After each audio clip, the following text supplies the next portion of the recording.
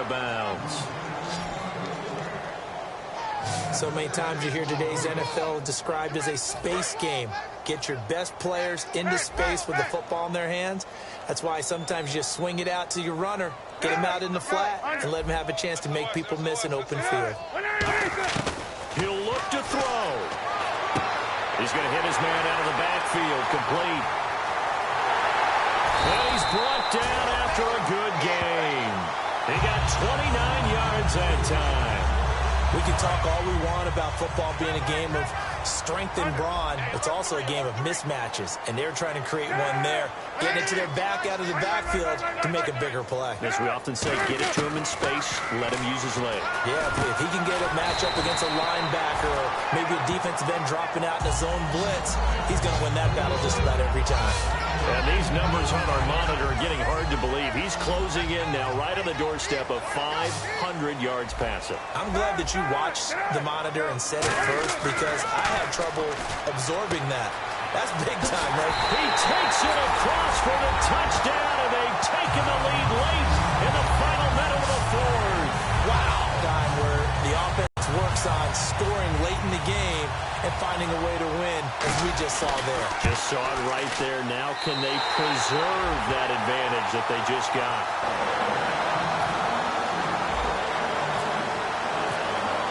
Fourth now after the made field goal to kick it away. And this will be a touchback as that sails over the end line. Philadelphia getting set to take the field. They only need a field goal. Obviously, the clock a huge factor. They'll be watching that. What do they need to do here, Charles? Your sequence of plays has to get you out of bounds. Completions, get out of bounds, gain some yardage. Then when the clock hits 7 seconds or left, now you've got a decision. Are you in field goal range, or is it Hail Mary time? Because from 7 seconds down, you don't want to take a shot that you're going to have another play. We'll see how they handle it.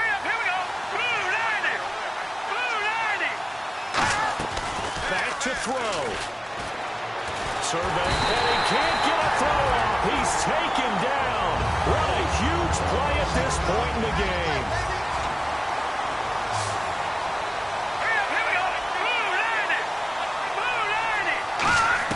They'll look to throw. Finding time. That'll be incomplete as the clock will stop with 14 seconds remaining. Well, any caused incompletion is good for a defense, but when you add to it, you get a little hit on the quarterback, knock him to the ground, make him think a little bit, hopefully knock him off his game, especially in a game of this magnitude, this tight in the fourth quarter. Got to feel pretty good as a defense. That'll be incomplete with 9 seconds now showing on the clock. Well, they've got the slim deficit, decided to go for it, hoping to keep the football score and erase that deficit. But, boy, deep in their own territory like that. Let's just say that with that call. Now, hang on here. Timeout called by the defense. It'll be their third and final timeout, so as they talk things over, we'll step aside.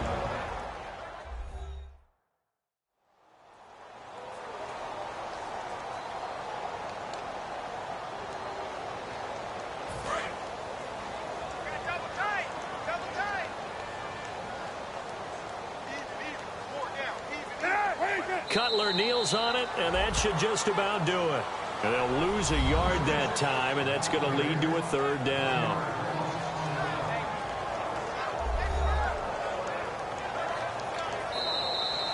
And, you know, every win is sweet, and I'm sure everybody enjoys a huge victory, but sometimes only winning by 1 score, 2 scores, a field goal, that can feel pretty satisfying too. Without a doubt, because now you know that your team responds in critical pressure-packed situations. As a coach, as an organization, that makes you feel awfully good.